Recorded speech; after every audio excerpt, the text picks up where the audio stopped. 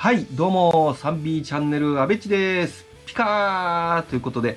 久々に一人語りの動画を、撮りたいと思います。その前にですね、3B チャンネル、登録が600名以上、超えることができました。登録いただいた皆さん、ありがとうございます。ね、この間、ライブをしたんですけども、その時に、YouTube チャンネルで、1000名目指してますって言ったら、結構その場でね、登録していただいた方が多いので、今回のこの、600手前から今度超える時っていうのは、結構リアルな、方が、ポチポチポチと登録してくれたのかなというところもあります。で、まあ、この、600登録ね、超えた、やったとかいうのは、まあ、できれば、K と一緒にやった方がいいと思いますので、またそれはそれでね、改めてやっていきたいと思います。で、今日の本題は、そこではなくて、アメリカの、ロックバンドのキッスというバンド皆さんご存知でしょうか。顔にね、化粧をして、自分たちを悪魔に見立てたようなルックスで、4人組のね、ロックバンドがいます。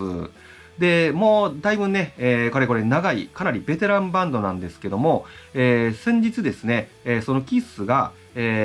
実際のこのリアルで自分たちがライブするのを、活動を終了して、これからアバターとして活動していくっていうね、発表したんですよね。うん。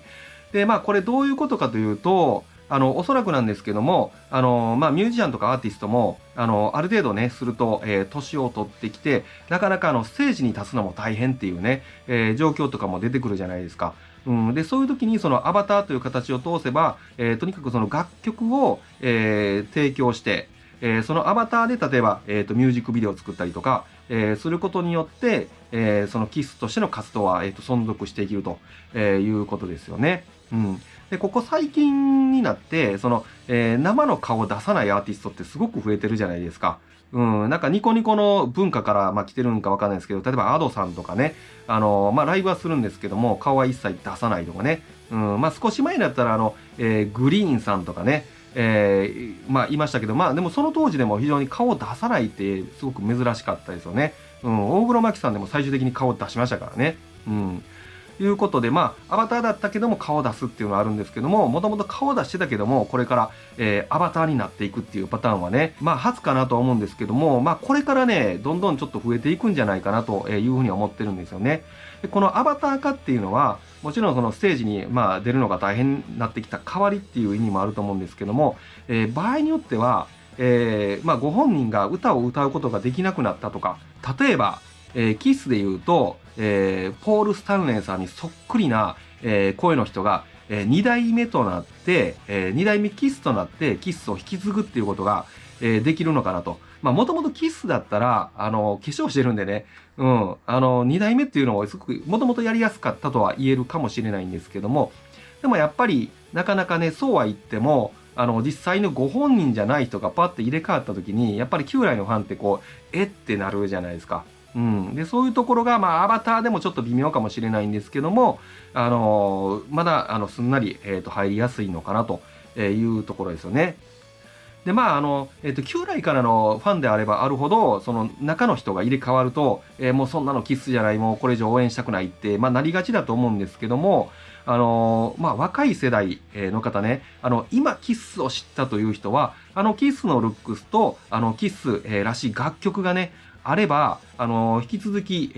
まあ、応援し続けられるっていうね、ところあると思うんですよね。うん。だから、そのボーカルも2代目において、楽曲もキスが好きなアーティストから、曲を集めて、より良い曲を選んで、またキスのね、ニューアルバムっていう形でリリースするとかですね。うん、そういうことが起こってくるんじゃないかなというふうに思います。まあ、そうすることで、そのアーティストの寿命とか、いろんな、状況に関係なく、そのアーティストは未来永劫ずっと存続し続けることができるということですよね。うん。だからビートルズも新しい楽曲をね、最近まあラストの曲だというふうに出しましたけども、やりようによってはこれアバター化していくことで、ジョンとかポールにね、声そっくりな人っていうのを募集して、2代目ビートルズみたいな、まあ、楽曲もビートルズ大好きな人って世の中にいっぱいいると思うんでね、うん、ビートルズらしい名曲を生み出せる人も、ミュージシャンもたくさんいるんじゃないかと思うんですよね。